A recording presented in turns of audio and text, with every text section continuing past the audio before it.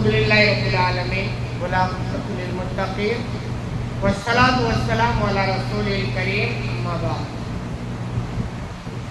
باتیں جنت کی صفات کے تعلق سے چل رہی تھی۔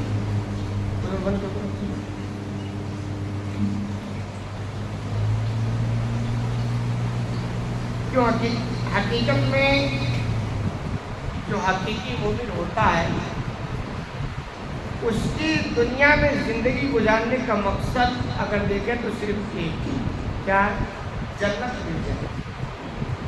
تو جب ہم جنت کی باتیں سنیں گے تب طلب پیدا ہوگی نا کہ صاحب جنت ایسی ایسی ہے، وہ ملنی ہی چاہیے، کیسے بھی کہ صحابہ کرام کی زندگی کا مطالعہ کریں گے تو یہی تھی کہ جہنم یہ خطرناک جگہ ہے جہاں سے بچنا ضروری ہے، اور جنت عیش کی وہ جگہ ہے جس کا تصور اس کے علاوہ کہیں بھی نہیں کیا جا سکتا۔ تو جہنم سے بچنا ضروری ہے اور جنت ملنی چاہیے۔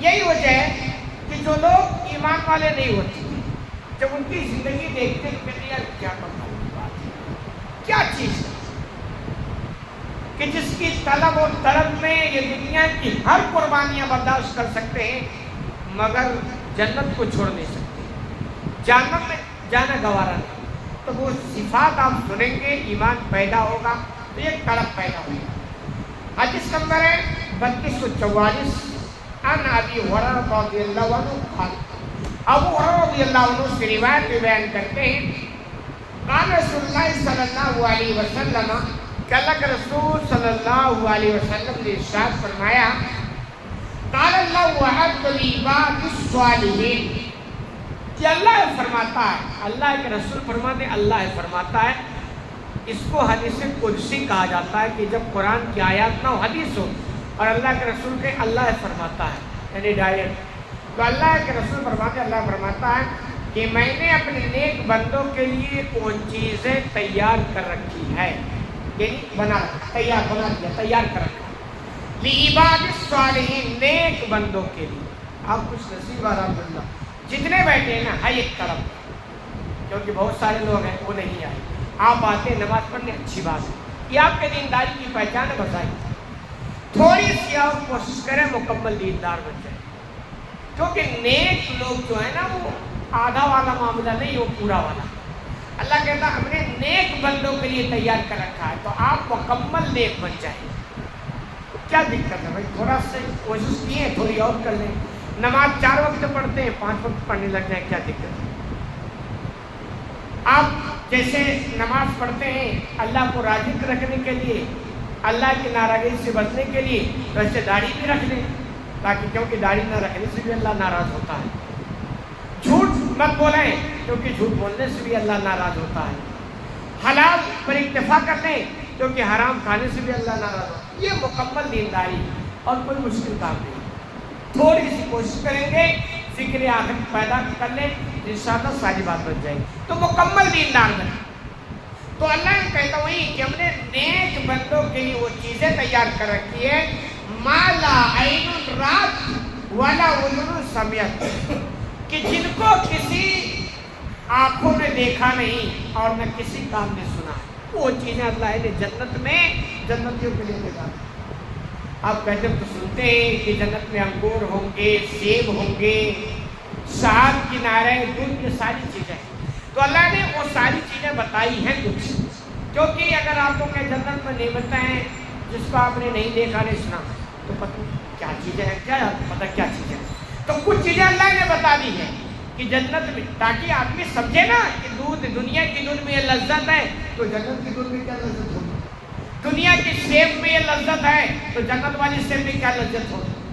تو اللہ نے کچھ چیزیں بتا دی تاکہ سمجھے، لیکن اس کے علاوہ اللہ نے کچھ ایسی نعمتیں چھپا رکھی ہے نا جس کو کسی نے سنا بھی نہیں اور کسی نے دیکھا بھی نہیں، اور آگے کے جملہ وہ تو دور کی بات، دیکھنے اور سننے کی بات تو بہت دور کی بات، وَلَا خَطْرَ عَلَىٰ قَلْبِ بَشَرٍ، کسی انسان کی دلوں میں ان کا تصور بھی نہیں ہوگا، بولتے ہیں نا خوابوں میں دیکھا نہیں، ایسی چیزیں اللہ نے اپنے نیک بندوں کے لیے چھپا رکھی۔ وجہ کیا؟ وجہ یہی کہ آدمی جیسے کوئی چیز، جیسے آپ دعوت میں جاتے ہیں تو آپ کہتے ہیں دعوت میں ارے وہی چیز، وہی پلاؤ، وہی بریانی، وہی دو لگتی، وہی قورمہ، وہی روٹی. لیکن کہیں ایسی دعوت میں گئے آپ نا کہ جہاں بالکل یہ ساری چیزوں سے ہٹ کے تھی اور آپ کو مزہ بھی آیا کھانے میں، آپ کہیں گے دعوت تو اس بندے نے دی ہے، چرچا شروع ہو گیا نا. تو ایسے آپ کہیں گے یار وہی سیب، وہی انگور، وہی، تو اللہ نے کہا ٹھیک وہی یہ تو ہے، اس کے علاوہ کچھ ایسی چیزیں اللہ نے چھپا رکھی ہے کہ جب جنت میں جنت بھی بنتا جائے گا تو کہے گا ہاں یار اس کو تو ہم نے دنیا میں سنا بھی نہیں تھا. دیکھنے کی بات تو چھوڑو بلکہ ہمارے خوابوں میں بھی یہ نہیں گزرا تھا. تو ایسے چرچے ہونے چاہیے نا. تو اللہ نے کہا ہم نے وہ چیزیں چھپا رکھی ہیں کہ جس کو نہ تو کسی کان نے سنا، نہ آنکھوں میں دیکھا، اور نہ دلوں میں اس کا خیال نہیں گزرا. اور آئیے کہ فقر و مت سے تم اگر تم چاہو تو قرآن کی آیت پڑھو، اس کے اندر بھی یہی ہے فَلَا تَعْلَمُ نَفْسٌ مَا أُخْفِيَ لَهُم مِّن قُرَّةِ أَعْيُنٍ، کہ وہ چیزیں چھپا کے رکھی گئی ہیں جنتیوں کی آنکھوں کے ٹھنڈک کے لیے جس کو کسی نے بھی دیکھا نہیں، کسی نے نہیں دیکھا. ایسا اللہ نے چھپا کے رکھا ہے جنتیوں کے ٹھنڈک کے لیے. یعنی جنت کی جنت میں جائے تو مزہ ہی مزہ ہے.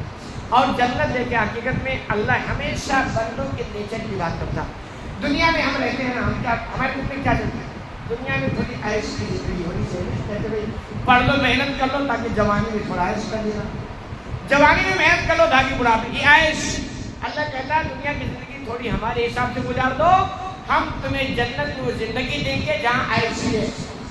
دنیا میں انسان عیش چاہتا نا، تو اللہ کہتا ہے دنیا یہ عیش کی جگہ نہیں، یہ تو پاپڑ بیلنے کی جگہ ہے. یہ مشقت کھانا، عیش کھانا نہیں، عیش کھانا جنت ہے. تو تھوڑی سی ہم کوشش کریں، مکمل دیندار بنیں، اور پھر ان نعمتوں میں اللہ کرے ہم سب کو اکٹھا جنت کی جگہ مل جائے، پھر ان نعمتوں سے ہم موج کریں، عیش کریں. تو تھوڑی کوشش کریں اور مکمل دیندار بنیں تاکہ جنت کی نعمتوں سے آپ بھرپور فائدہ اٹھائیں.